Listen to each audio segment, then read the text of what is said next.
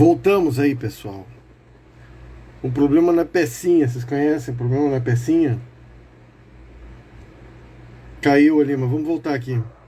Ah, foi, deixa eu abrir aqui, ver se eu consigo.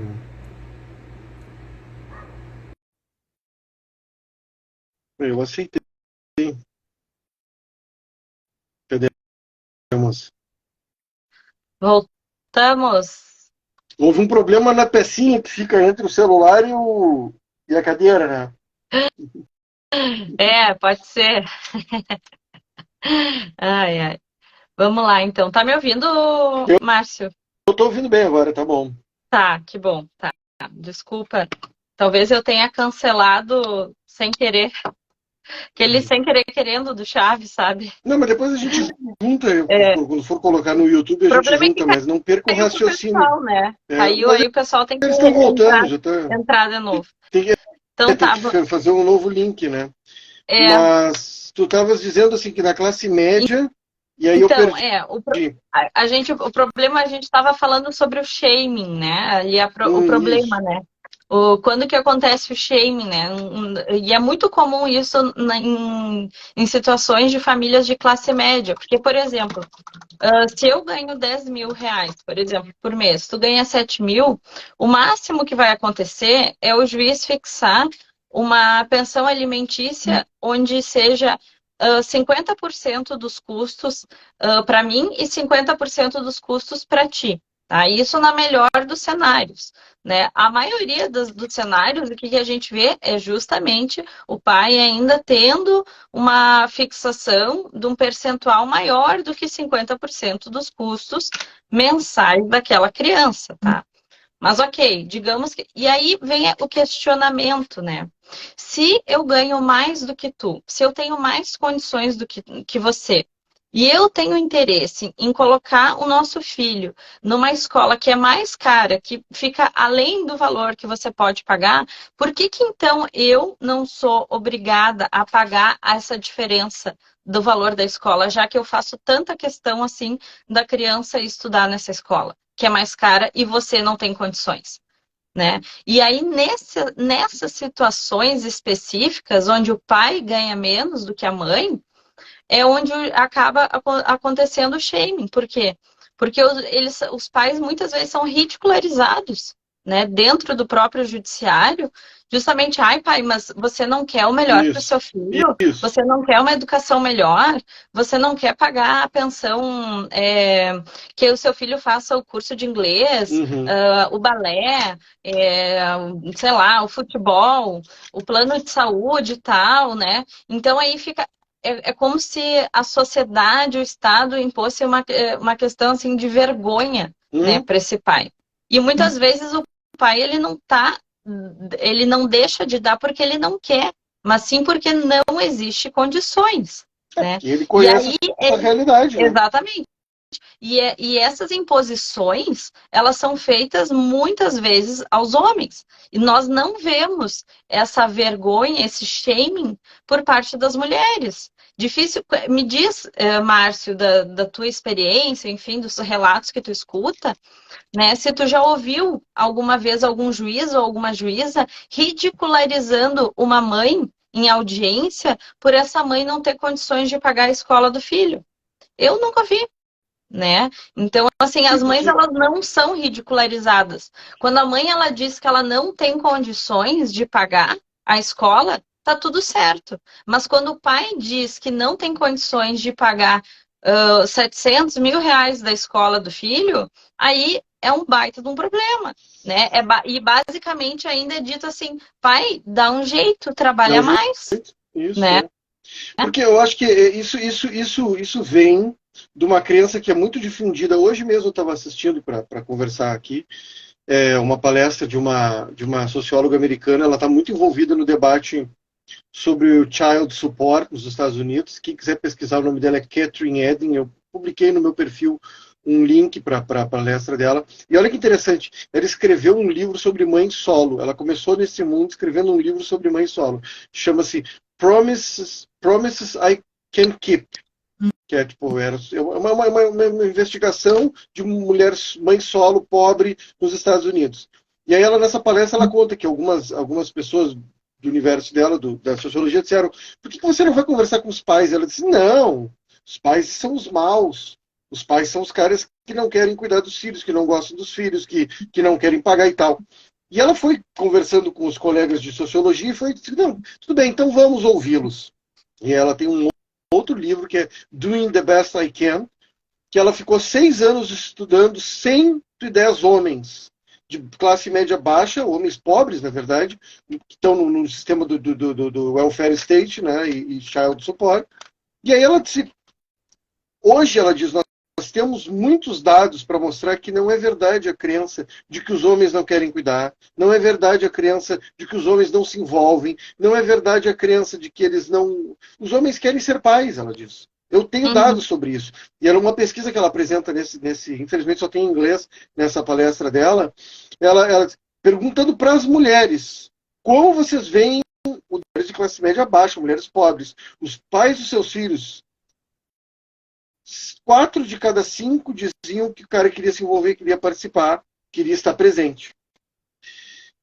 E aí ela diz assim, eu sei que isso choca vocês, porque o pensamento é outro, que os homens abandonam, que eles não querem cuidar, que eles inventam histórias para não participar da vida da criança, só que eu estou trazendo para vocês pesquisa científica, ela fala. Sociologia, ciência. E aí ela diz, e a ideia de que o child support, ela estava falando disso, engessado do jeito que é, punitivo, ele é prejudicial às crianças, ele reduz o envolvimento paterno na vida das crianças. Muitas mulheres preferem um acordo de boca, uma coisa mais informal, porque a informalidade traz o homem, ela seduz ele, ela traz ele para a vida da criança. E aí, tipo, antropologia, o trabalho dela, né? Ela vai citando as frases desse homem. Minha filha estava usando o tênis que eu comprei. Tem a ver com a própria identidade dele como homem, como pai, de perceber que ele está sendo provedor, que ele está escolhendo, a minha filha disse o que ela queria e eu dei um jeito de comprar. Então, você seduz o sujeito, ele gasta, existe um estudo sul-africano que fala disso, o sujeito pobre, principalmente, ele gasta mais quando ele paga direto e quando ele participa da vida da criança, do que quando ele é imposto por um sistema. Ela diz, essa socióloga, ela diz que há uma sensação nos homens, quando você tem uma pensão, é como se você estivesse pagando um taxpayer, pagando um imposto, pagando uma coisa, vou fazer um imposto de renda, que não é, você não vê entrando, você não está ali, você não está participando. E aí, claro, existe um outro economista que falava que o sistema que nós temos, ele promove litígios. Muitas vezes as mães que não querem fazer acordos, elas querem, né, impor... No caso da classe média que tu estava dando de exemplo, é um exemplo muito, muito bom, assim, de extorsão, de punição, violência administrativa, fazer o judiciário ir atrás do sujeito, porque é um modo, inclusive, de fazer alienação parental. Exatamente. Que é pouco citado, né? Exatamente, Márcio, sobre isso estava pensando. E outra coisa só, assim, para a gente seguir depois, né, o assunto, mas sobre essa parte do shaming, muitas vezes a criança, ela vai crescendo, né, e depois ela tem outras necessidades, enfim, eventualmente precisa sair da escola, vai para a faculdade, ou vai fazer cursinho, né? E aí aumentam os custos, ou mora no interior, tem que vir para a capital para estudar, ou mudar de cidade, enfim. E é muito interessante a gente ver, né, que mesmo nesses casos de guarda compartilhada, etc., né, e é somente o pai que é exigido, né? Então, assim, aumentou o custo de vida dessa criança, desse adolescente, ok. Então, vamos entrar com ação para revisar esses valores da pensão alimentícia que tem sido paga pelo pai. Ninguém para pensar, tá aí a mãe, ao longo desses anos, né? Quanto que ela tá ganhando a mais do que ela ganhava? Ela ganhava 5? Será que hoje ela tá ganhando 7? Será que ela tá ganhando 8, 10 mil? Enfim, por mês, né? Qual é a renda que ela também pode contribuir a mais, né? E não somente esse homem contribuir a mais, né? E tudo isso acaba fomentando, né? Ainda mais, porque daí se o pai, porventura, ele diz assim, não, eu não tenho condições de dar mais, ou tá apertado, ou eu posso dar, mas muitas vezes, né, o cara tem boa intenção, ele disse assim, eu não posso dar X, mas eu dou metade disso, né? E aí a outra metade, a mãe, muitas vezes essas mulheres, elas brigam, dizem, não, porque tu tem que dar, que é um absurdo, né? Então, assim, e aí fica, novamente, é um ciclo vicioso, que esse homem acaba passando por uma situação de vergonha mesmo, né? E aí a mulher, ela fala mal para a família, para os amigos, para os conhecidos, enfim, né? Então esse homem fica mal falado como se ele fosse um mau pai, um mau provedor, sendo que na verdade ele está cumprindo ali o papel dele e ele está fazendo ali o que ele pode, né?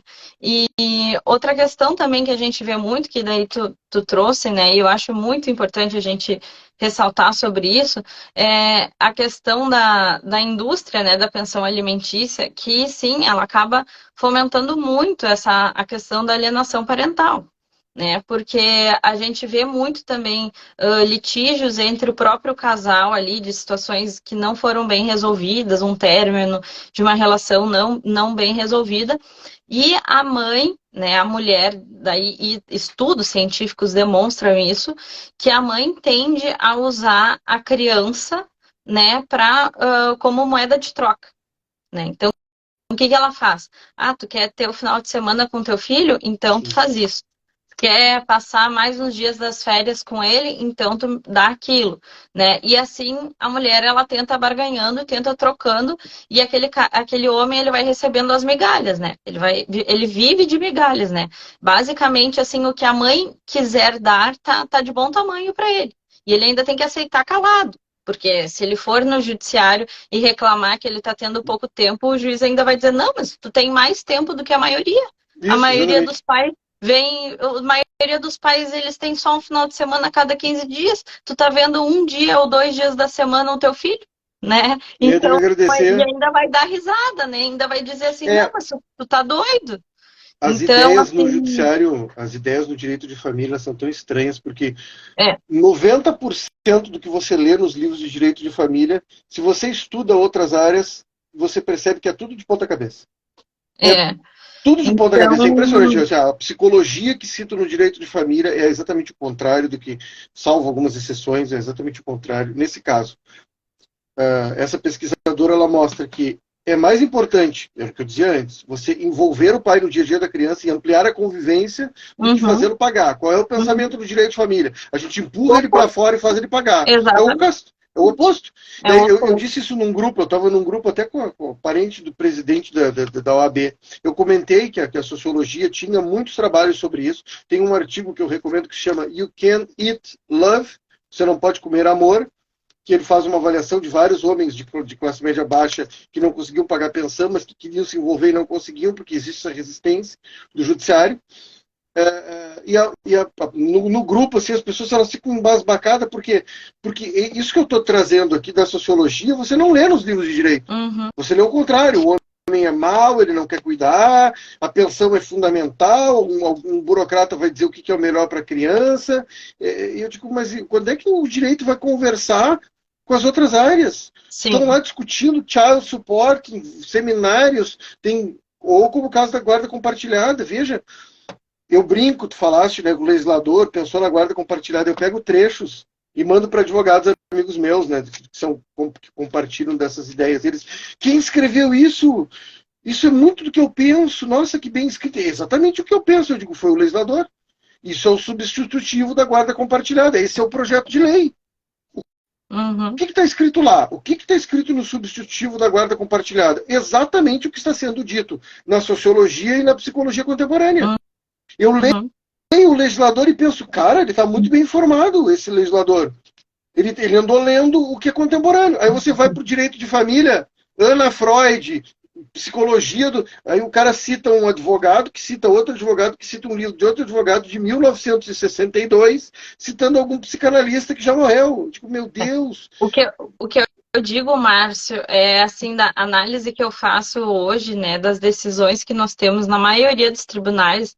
Claro que a gente não pode nunca generalizar e dizer que todos são, mas a maioria continua, é que nós temos no papel muito bonito escrito a guarda compartilhada, mas na prática nós continuamos tendo residência fixa somente em uma das casas, mesmo que a criança ela tenha, mesmo que ela fique metade do tempo na casa do pai, metade do tempo na casa da mãe, a guarda sempre vai ter a fixação de uma casa, né, e não duas casas, como eu penso que deveria ser, já que ela passa metade do tempo na casa de um e metade do tempo na casa do outro. Nós temos a fixação da pensão alimentícia para o pai, né, na grande maioria, esmagadora maioria das vezes.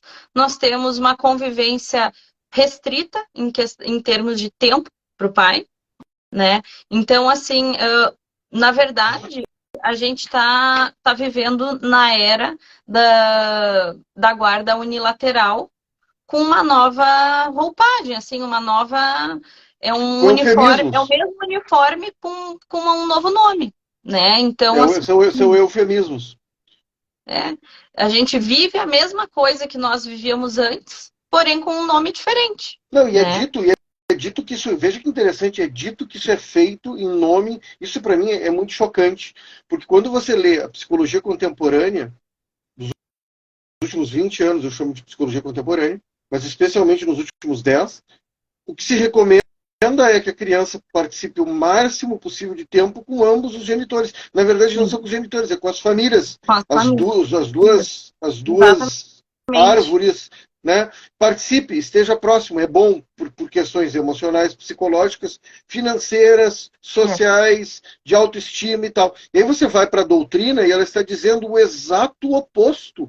E dizendo que isso, não, o legislador não entende. Nós que estamos citando uma psicanalista obscura dos anos 70 que entendemos.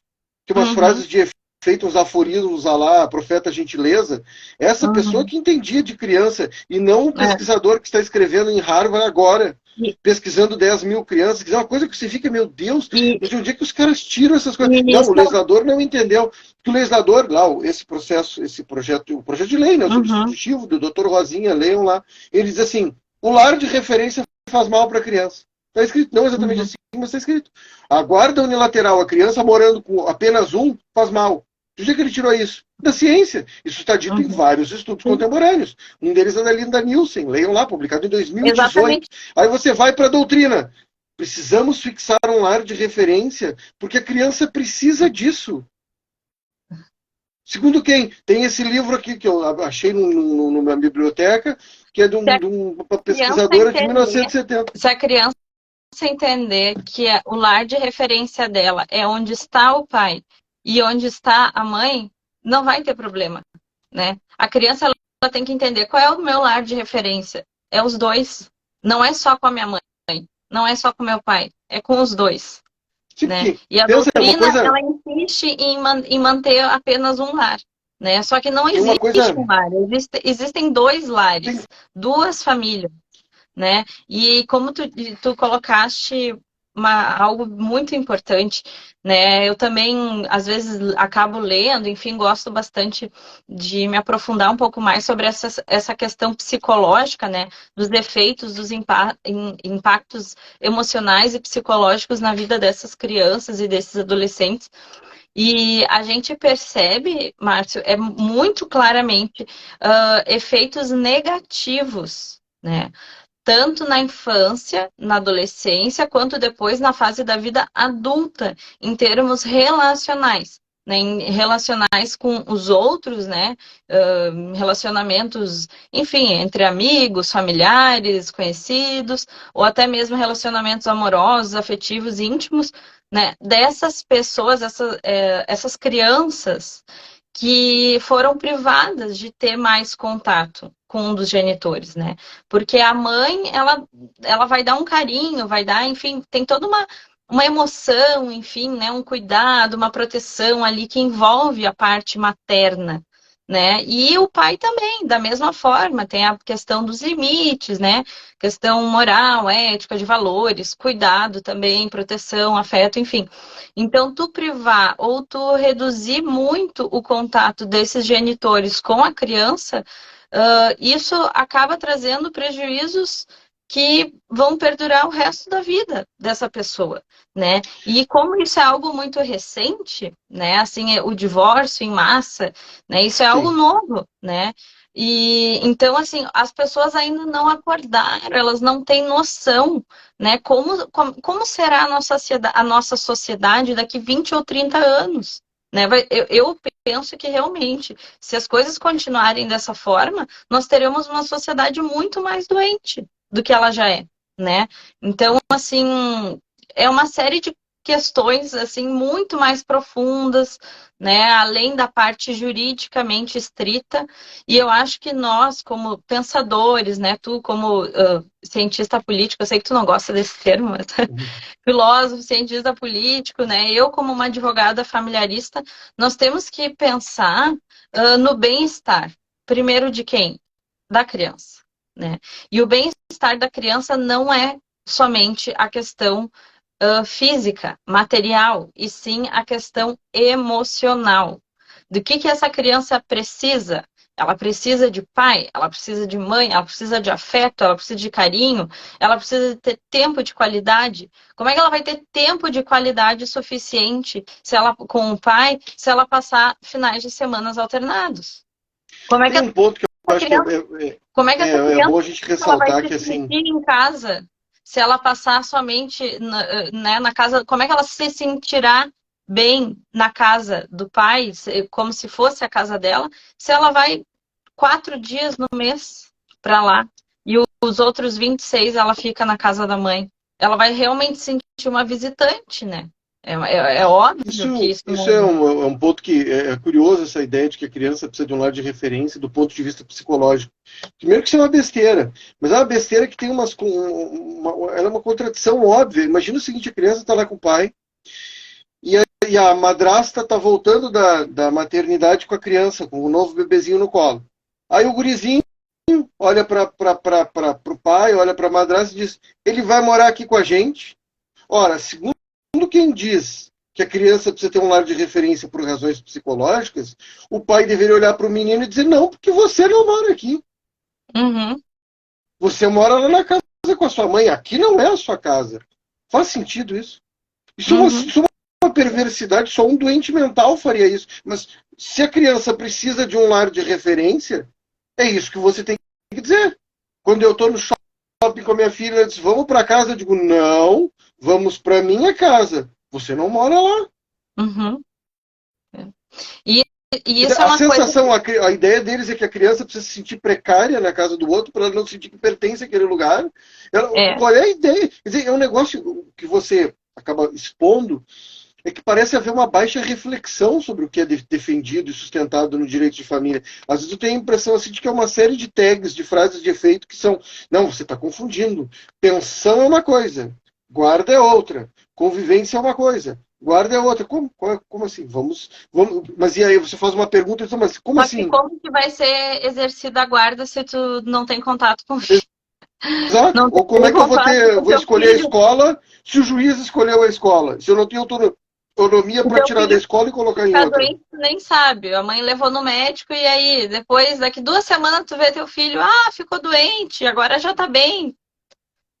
E isso é um ponto importante que tu disseste, porque a custódia conjunta, ela protege a criança.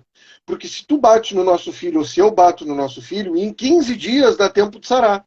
Agora, se ele vai ir para tua casa amanhã, ou daqui a 2 dias, Exatamente. ou se ele vai vir para cá daqui a 2 dias, eu vou ver que tá roxo. Ele vai lembrar. Titio passou a mão em mim. Titia fez não sei o quê. Passou 15 dias, a criança nem lembra. É Exatamente. outra realidade. E Exatamente. isso é outra coisa que os sociólogos infantis têm repetido. A custódia conjunta. O que você tem que fazer para uma criança ser bem cuidada? Envolver mais adultos no cuidado dela. É o que eu digo para minha Uhum. filha. Se alguém tocar em você, você conta para mim, para tua mãe, para a vovó, para minha mãe, para a professora, você conta para todo mundo. Alguém vai te ajudar. Uhum. Você precisa envolver pessoas no cuidado infantil.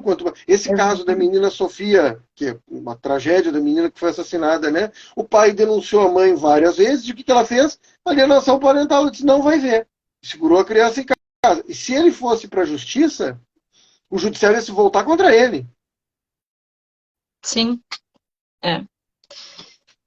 Então, Márcia, é muito triste isso, assim. Eu realmente, ah, eu mesmo sendo advogada, né, trabalhando com direito de família todos os dias, eu confesso que eu ainda eu não consigo me acostumar, né, a ver essas barbáries, né, a ouvir esses relatos, porque realmente é horrível, né, é horrível, assim, a gente saber que o pai não tem voz, É, né, mulheres, eu acho que o feminismo ele foi muito importante, né, para dar voz às mulheres e as mulheres conquistarem o direito de voto, o direito de trabalhar, direito de serem independentes, né, não dependerem de seus maridos, né, enfim, a gente deve muito aí, talvez, ao feminismo, né, as mulheres, né, as conquistas que o feminismo conseguiu ao longo desses anos. No entanto, a gente chegou a um ponto onde o feminismo ele cresceu tanto que na parte do direito de família praticamente abafou, anulou a voz do homem, né? Então eu tenho visto isso. a gente vê muito, né, casos onde assim as leis elas já são já temos leis, não que a lei seja perfeita, que o judiciário seja perfeito, longe disso, né? Mas nós temos leis, nós temos ferramentas e recursos para proteger essas mulheres. Nós temos recursos para proteger as mães. Mas nós ainda não temos recursos para proteger os pais e para proteger os homens.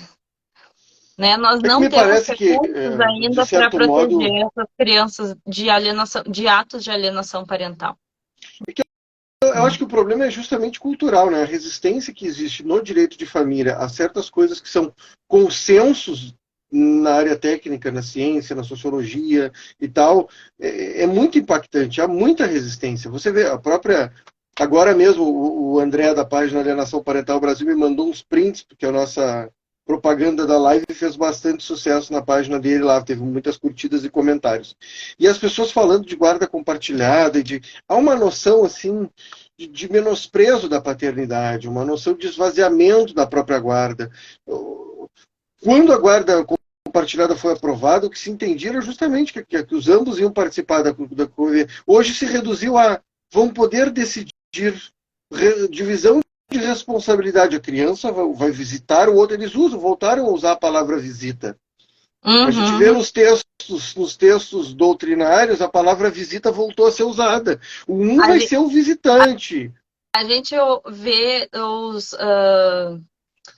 nos processos, né, o Ministério Público utilizando a palavra visita, nós vemos a Defensoria Pública utilizando a palavra visita, sim, nós vemos juízes utilizando a palavra visita.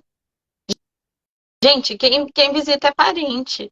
Eles promovem, né? Eles promovem a alienação parental institucional. A alienação parental é um fenômeno promovido por uma cultura que existe no judiciário, que tem a ver com a pensão alimentícia, com a ideia de que você é só um provedor, que você não entende de criança, que você não sabe cuidar. É por isso que... Mas o que nós estamos fazendo aqui é muito bom, o programa da RDC, esse tipo de discussão, ser polêmico, porque isso promove a reflexão. Pessoal, pô, eu nunca pensei nisso. Várias pessoas vêm no meu perfil dizer, nossa, você colocou de uma maneira que eu nunca tinha pensado. Sim, essa é a ideia, provocar a reflexão, produzir massa crítica. Aquele teu vídeo viralizou, tipo, mais de 4, 5 mil visualizações, 7 mil visualizações no meu perfil.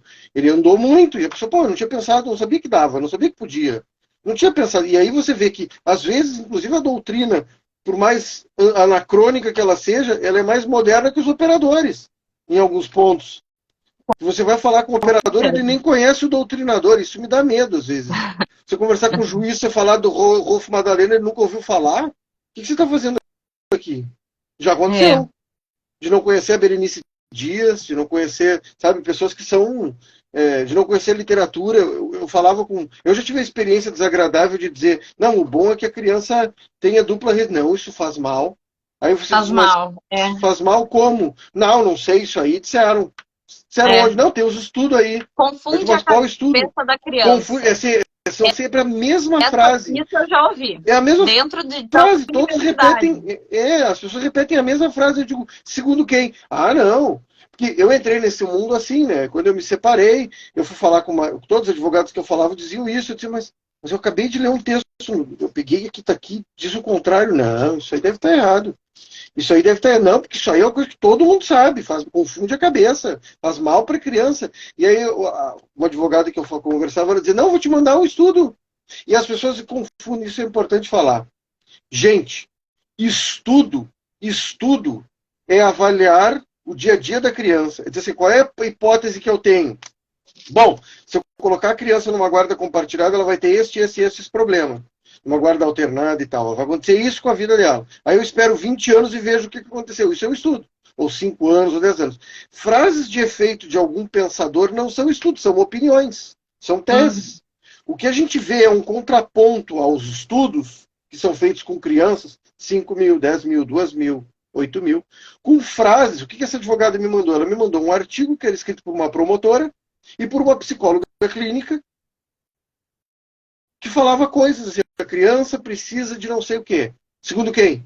A criança precisa de não sei o quê. Segundo quem? Onde é o achismo, né? Da cabeça dela, aquela coisa. Da cabeça dela. Ela achou que não é bom, ela acha que não é bom. Só que você tem uma área da psicologia que faz muito isso, que é a psicanálise, que é toda construída em frases de efeito, na experiência do pensador. Só que nós já passamos, né, Márcio? Inclusive, ano passado, no início do ano passado, eu fiz um curso sobre intersecções de psicanálise e do direito de família, né? E achei muito bacana. E a primeira coisa que eles trouxeram nesse curso foi justamente o quê? Que na parte da saúde já, né, os médicos, enfim, e psicólogos, né, os operadores da área da saúde, já veem a psicanálise como uma filosofia e não como uma ciência médica, por exemplo, né? Então, assim, justamente porque ela é muito baseada em achismos, né? E acredito que nós já passamos dessa fase dos achismos, né? Nós temos hoje a psicologia baseada em evidências. Sim. Né? A gente tem a PBE. Então, assim, por que não utilizar a psicologia baseada em evidências, a neurociência, né? Que são feitos estudos clínicos, comprovados, randomizados, para utilizar como base nesses laudos médicos, periciais, psicológicos, sociológicos, dentro dos Isso é outro problema, né? As equipes, muitas vezes, elas são muito da coisa assim, do contar uma historinha, né? Um amigo meu conta, ele usa a expressão fofoco social. A pessoa conta uma historinha, assim, não é uma avaliação técnica, conta uma historinha. Mas só deixa eu fazer uma objeção a essa coisa da psicanálise. A psicanálise, ela não se propõe ser uma filosofia, ela se propõe ser uma ciência. E esse é o problema. Que a filosofia, a não ser tem uma parte da psicanálise que é uma tentativa de dar resposta a questões que são difíceis de mensurar. Mas o que nós estamos discutindo aqui não são as questões que são difíceis de mensurar, são as mensuráveis. Quando eu digo, se eu deixar a criança em dupla residência, ela vai ser retardada, que é uma coisa, né? E eu mostro que não aconteceu, a tese estava errada, ponto, acabou. Ela é testável.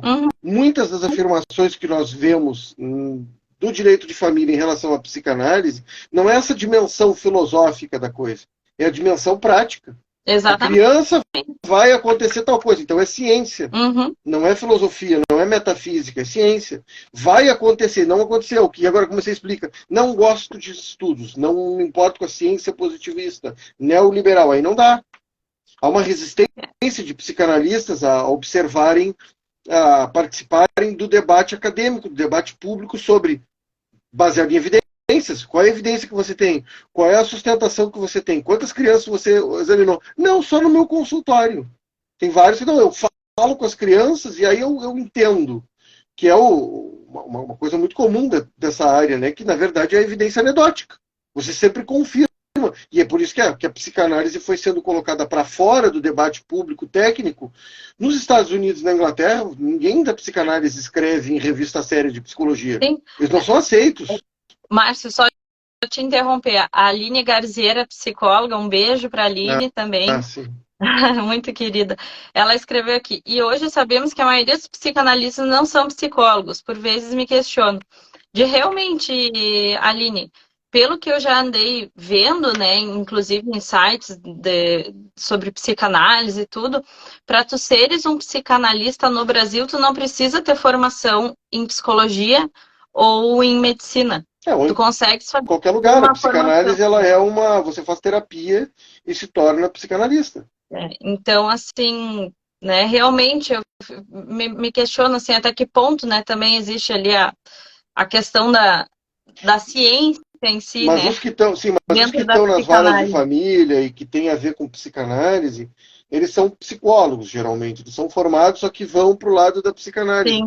Tudo bem, talvez a psicanálise para terapia, para conversar com o paciente. O problema é fazer previsões sobre o que vai acontecer com uma criança num regime de convivência guarda. É tudo Uhum, errado. É tudo uhum, errado. Você tem trabalhos que mostram que isso está errado e as pessoas estão. E você vai procurar agora as críticas à dupla residência, à guarda compartilhada. O que é citado geralmente são psicanalistas. Ah, não sei quem é uma psicojurista, não sei o que lá, ela disse que não é bom. Mas ela disse, sim, ela disse, porque é uma afirmação dela. Né? E aí uhum, isso reflete no nosso tema da pensão, porque realmente, se você não vai ter uma custódia conjunta, então tem que ter pensão, porque é uma guarda unilateral, né? uhum. Então tá, Márcio, acho que nós já encerramos o nosso tempo, né? Sim, A é. gente vai ficar aí 1 hora, deu um pouquinho mais agora, se bem que com a falha técnica que nós tivemos, né? Mas acho que a gente já pode ir encerrando aí, enfim, dando o encerramento final, né? Eu não sei se a gente tem perguntas aqui a responder, eu estava tentando. Eu sou péssimo nesse negócio aqui, eu É, sou muito ruim nisso aqui. eu tento acompanhar, mas também acaba passando tão rápido que a gente não consegue, às vezes, ver tudo. Alguém disse aqui, o judiciário era para danar litígios, sanar Minha litígios, né? pergunta. Mas causa mais litígios, Então, exatamente. pergunte, Gus, qual é a tua pergunta? Pode mandar para a gente de novo, vamos tentar responder.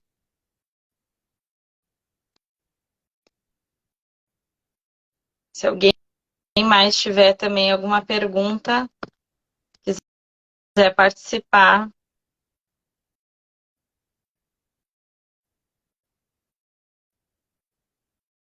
Clínica não tem como ser. Mandei no WhatsApp do Márcio. Márcio, olha teu WhatsApp. Ah, não, ele tinha dito que se ele mudar, porque se eu mudar de gênero no documento, conforme já pode ser feito hoje, se eu virar mulher no papel, serei tratado diferente pelo judiciário? Acho que não, eles vão achar que é um truque. Mas é uma boa pergunta, porque há uma visão, há uma cultura de ódio à paternidade, eu diria, de Ó, ódio aos homens, um ranço. ó, recebemos uma pergunta aqui agora. Do Luiz Paulo. Conseguindo guarda de 15 dias com cada genitor. Como peças para o juiz mudar a pensão ou extinção? Bom, Luiz, se você tem a guarda compartilhada e a convivência, ela é meio a meio, ou seja, 50% do tempo com você e 50% do tempo com a genitora, você pode ingressar com uma ação, tá, de exoneração ou de redução da pensão alimentícia.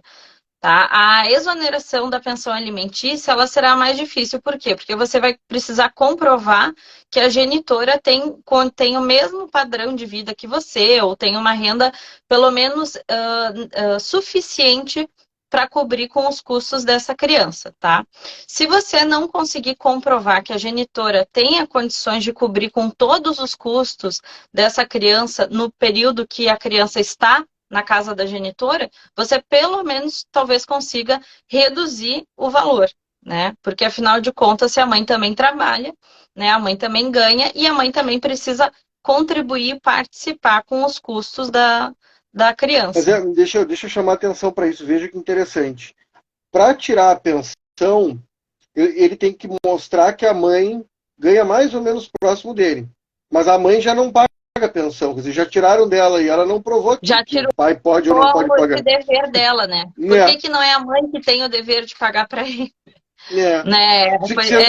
Sendo que é 15 dias para cada um, né? Exatamente. Mas é que há esse ranço de que o pai está fazendo isso porque ele é mau, há toda uma construção da imagem da paternidade que é muito difícil, que é muito preconceituosa, né?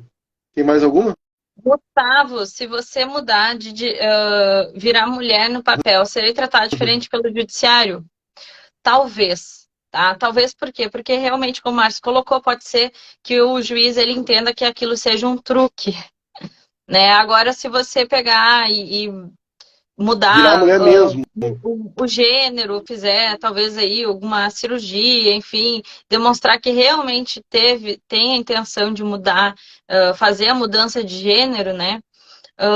Pode ser sim que o judiciário ele mude a forma como ele venha tratando, mas também não é garantia, né? Infelizmente a gente não tem tantos casos ainda assim para a gente conseguir ter uma base aí jurisprudencial e conseguir debater. Mas é uma situação muito interessante. Te agradecemos a pergunta aí. Deixa eu comentar um negócio sobre.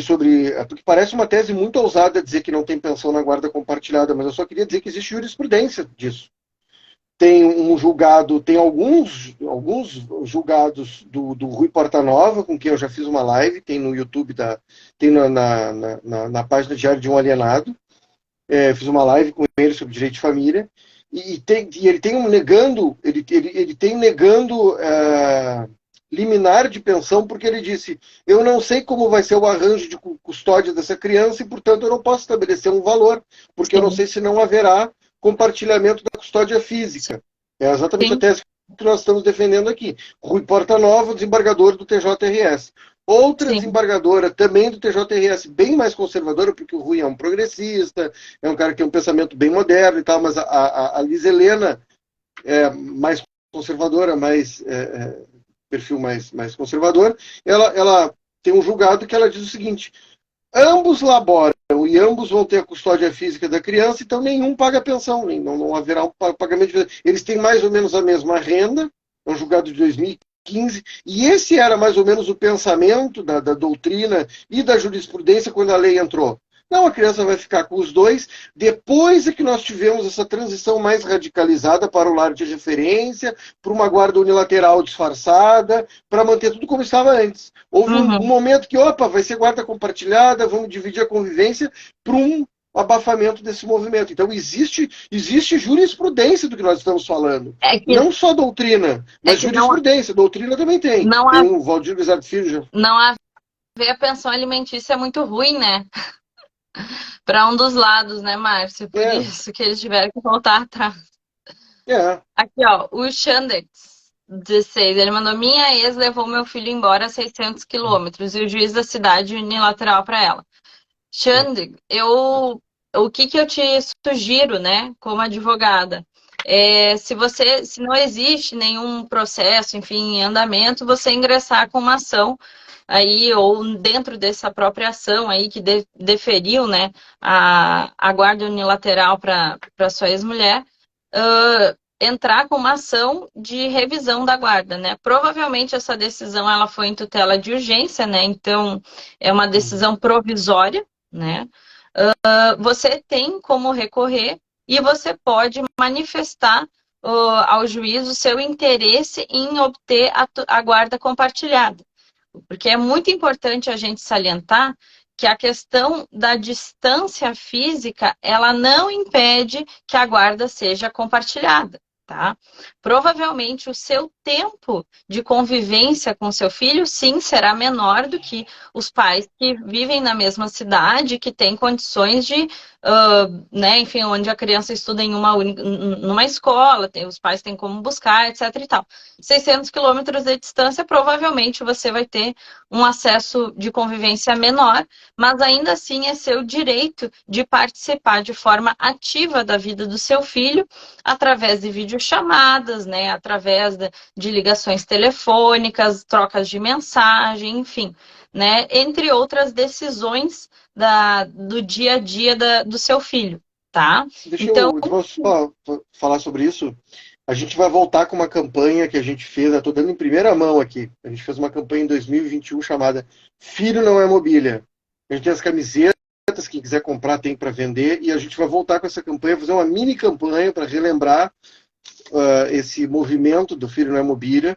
Vários advogados vão participar, os que estão aqui assistindo podem participar, estão convidados.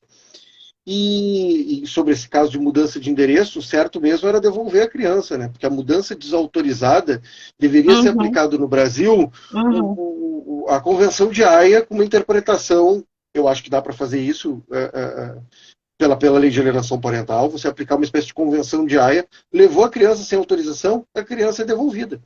Tem um desembargador de Minas que defendeu essa tese, Délcio Lopardi Mendes, quem procurar pelo nome dele vai achar. Délcio Lopardi Mendes, mudança de endereço, vai encontrar. Tem um artigo muito bom da Regina Beatriz Tavares, filho não é propriedade, posse ou propriedade, uma coisa assim, que ali detalha mais ou menos o que a gente defende na campanha Filho Não é Mobília, mas a ideia é basicamente essa.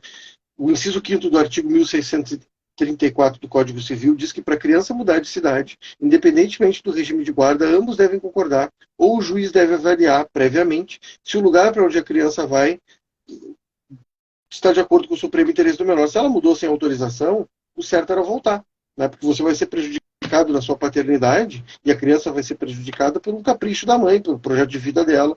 Você não tem que tem que ter o custo do projeto de vida dela, não você. Mais algum? Não. Tem algumas aqui, mas meu filho teve audiência ontem, o juiz deferiu guarda unilateral porque meu filho está em Portugal. Vocês podem me dizer se isso pode ser deferido desfavorável só para ele estar longe?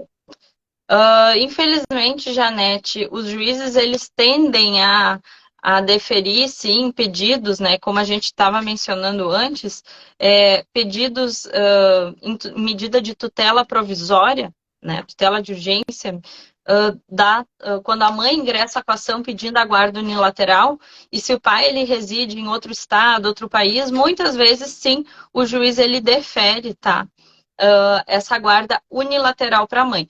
Mas essa decisão ela pode ser recorrida e deve ser recorrida, tá? Não é pelo simples fato do seu filho residir em outro país que ele não tem direito à guarda compartilhada. Pode ser que o exercício da guarda compartilhada seja um pouco mais difícil, né, devido à distância, mas ainda assim, ainda mais nos dias de hoje, né, onde temos aí acesso à internet, enfim, a meios de comunicação facilitado, né, a guarda compartilhada, ela pode ser, ela é possível, tá? Então, seu filho precisa buscar um advogado aqui no Brasil, um advogado especializado, para atender ele.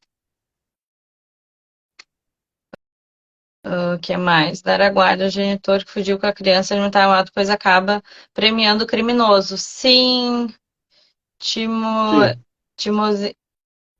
sem Insta. Exatamente. Eu tenho um cliente meu que aconteceu exatamente isso, assim. Né? A mãe, ela basicamente pegou a criança e fugiu para outro estado, né? Se mudou, enfim, fez a vida dela em outro estado. E quem acabou sendo prejudicado foi o pai, foi o genitor, né? E hoje eles têm uma batalha judicial aí para o genitor conseguir ter acesso a essa criança, né? Porque a mãe foi afastando com o passar do tempo mais e mais. E a gente sabe que é muito complicado isso, porque quando existe a alienação parental, né? Quando já a criança ela fica afastada há muito tempo de um dos genitores, quando o juiz ele determina que realmente declara que houve atos de alienação parental, e aí é decidido o restabelecimento da convivência da criança ou do adolescente com o genitor alienado, geralmente esse contato ele vai ser aos poucos, né? Ele não vai ser um contato já imediato, assim.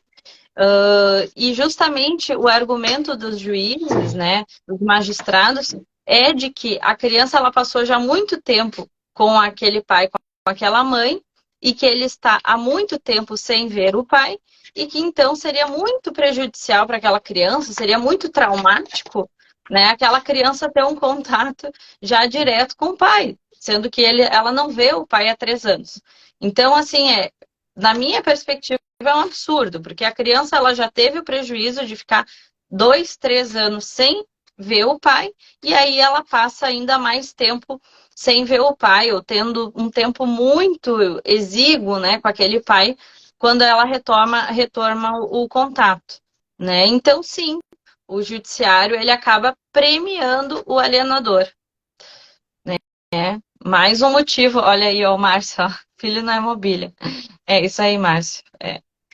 Vamos, nós vamos Vamos. voltar com a campanha, porque é bom tratar disso, né? Teve um caso agora do IBDFAN, acho que deve ter visto, né? Que a mãe foi obrigada a trazer a criança, porque ela mudou de cidade, e aí o juiz determinou que ela trouxesse a criança de vez em quando para o pai. E teve um outro caso de autorização para uma mãe mudar para outro país, foi julgado pela ministra Nancy Andrighi, houve uma grande discussão, então a guarda compartilhada pode mudar de cidade, então é bom a gente tratar desse tema, né? Porque existe o artigo 8º da Lei de Alienação Parental, que fala sobre um foro de competência para julgar, e o artigo, agora não lembro qual é o artigo da Lei de Alienação Parental, que fala que a mudança tem que ser justificada. E eu acho importante a gente discutir qual é o conceito de justificação que geralmente é aceita, porque geralmente é aceita qualquer bobagem. Qualquer bobagem que a mulher disser que estou me mudando porque quero alienar. Ela tem uma justificativa. Ela quer promover a alienação parental, está justificado.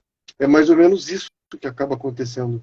Já vi processos muito bizarros, assim, que a mãe disse, arrumei um emprego, qual a prova?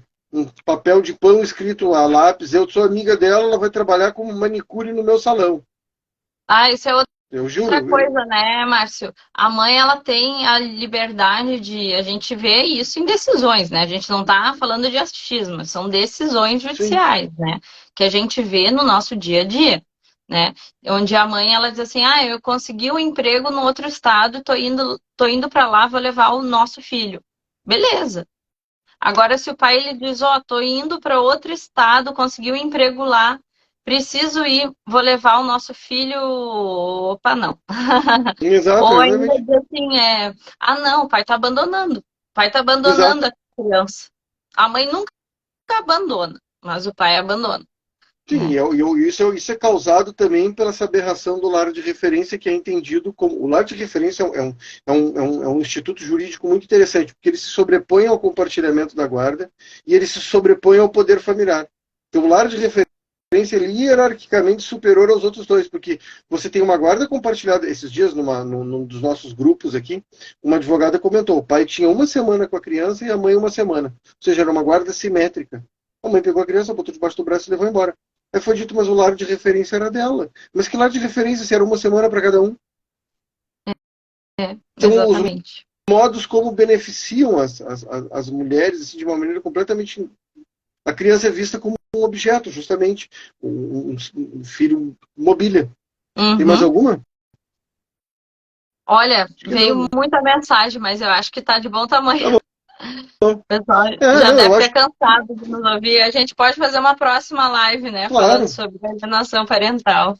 Porque tem Eu acho muito que assunto. Essa pauta não tem como a gente exaurir, né? Num único encontro. Não, eu acho que o básico sobre pensão que a gente queria explicar da ideia de uma situação simétrica em que ambos participam, que ambos cuidam e que ambos têm o dever de prover, eu acho que isso ficou bem claro, porque que a gente diz que não existe, ou se existe, deveria ser fixado para ambos. Essa é a tese que fica. Não Exatamente. existe. Mas se existe, o juiz tem que perguntar quanto a senhora ganha, quanto o senhor ganha, eu vou fixar para ambos, e os dois vão ser iguais nessa relação. Esse é o ponto. Acho que isso ficou bem explicado. A gente precisa pensar como sociedade, Márcio, e os operadores aí, os profissionais de direito, enfim, principalmente atuantes, né, na área de família, que é por que a gente diz que a guarda é compartilhada, se na prática a guarda acaba sendo exercida de forma unilateral. Por que a gente diz que a guarda é compartilhada se só o pai paga a pensão, né? E tem que pagar a pensão. E a convivência também não é equilibrada. Então, que guarda compartilhada é essa, afinal de contas, Ela né? não é nem. O ponto da pensão é bom salientar isso. O ponto da pensão exemplifica que a guarda não é nem física, porque em geral o pai não tem a custódia física igual, e ela também não é jurídica, porque as escolhas que você faz, elas não valem. Eu brinco que a guarda compartilhada que o judiciário aplica, ela te dá direito a sugerir decisões ou decidir sugestões. Uhum. Você sugere decisão, Camila, o que você acha de... Ela, não, tá bom. Vou sugerir uma decisão, o que você acha de... Não, tá bom. É basicamente isso. Se Uhum. você não tem os mecanismos institucionais e nem o suporte, porque isso também é importante, o suporte institucional para dizer, olha, ela não está respeitando a decisão judicial, olha, eu não estou conseguindo participar, olha, as decisões não são respeitadas. O judiciário deveria fazer alguma coisa, mas provavelmente vai ficar contra esse pai que está incomodando. Uhum. Então você se sente, você acaba se sentindo, inclusive você não consegue fiscalizar direito. Porque se você não tem esse, se você sabe que não tem esse suporte, você pensa, se eu levar para o judiciário vai ser pior, então eu fico quieto. Que é o que tu disseste antes. A Carla, só para finalizar aqui, a Carla Barucci, ela disse assim, ficou muito superficial sobre as leis. Carla, a nossa ideia aqui hoje não é justamente falar sobre as leis ou esmiuçar as leis, tá? Justamente a ideia da live hoje é a gente trazer um pouco mais de informação, né, a pais e mães que precisam saber mais sobre a guarda compartilhada, saber seus direitos ou não, ou aqueles direitos que eles também não possuem, né? E também a gente levantar aí uma reflexão, né, social, enfim, sobre essa questão da guarda compartilhada e da fixação da pensão alimentícia, né? Então, assim, a ideia da live aqui justamente não é a gente esmiuçar a lei da guarda compartilhada, até porque nós não teríamos tempo hábil a isso, mas se você quiser, né, eu fico totalmente à disposição para a gente conversar mais sobre isso. Eu diria sobre isso que, para mim, tem um artigo muito bom da Berenice Dias, que é a Guarda Compartilhada, é um de 2018, ela publicou em maio ou em março, que ela diz que a guarda compartilhada, que a fixação do lar de referência é incompatível com a guarda compartilhada. Se você pegar essa interpretação da Maria Berenice Dias, não vai dar tempo de eu explicar todos os argumentos dela aqui, mas se você pegar o artigo dela e ler, você vai chegar à conclusão de que também não deve haver pensão, porque uma coisa decorre da outra, é uma consequência lógica. O exercício conjunto da guarda envolve a custódia física e jurídica. A custódia física e jurídica põe pai e mãe em igualdade. Só isso. E isso está na legislação, está na lei da guarda compartilhada, sim, quando ela determina que a convivência deve ser equilibrada, visando o equilíbrio. A guarda compartilhada é um regime diferente de convivência. Ela estabelece um outro modelo de convivência. Está lá no artigo 2º do 1584 e o 3º do 1583. É isso. Então, eu queria agradecer a advogada Letícia, familiarista, amiga do nosso movimento, e foi muito bacana a gente conversar sobre isso. Acho que, né, conseguimos explicar bem o ponto, podemos fazer uma nova live. Acho que também essas ideias são tão modernas, são tão vanguarda, que às vezes não fica tão claro, as pessoas ficam em dúvida, né? Mas o tempo que a gente ficou aqui foi suficiente para explicar. E qualquer coisa, os perfis nossos aqui podem ser consultados, a pessoa pode perguntar. Eu vou fazer mais vídeos e posts sobre isso, enfim. Letícia, muito obrigado pela tua disponibilidade. Marco. Foi um prazer estar participando aqui com vocês. É um prazer também estar junto aí com o movimento contra a alienação parental, o projeto também do Filho Não é Mobília. É muito importante a gente levantar essas bandeiras, a gente discutir sobre isso, né? Afinal de contas, o direito de família, ele é para todos. Não é só para as mães, né? Ele também é para os pais, ele é para as famílias, ele é para as crianças. É isso aí. Obrigado então, a você que nos acompanhou, que você nos assistiu. Aí eu vou disponibilizar esse vídeo depois no YouTube, e aí vai ficar no perfil lá do Igualdade Parental. Uma boa noite a todos e obrigado. Boa noite. Mais uma vez. Obrigada.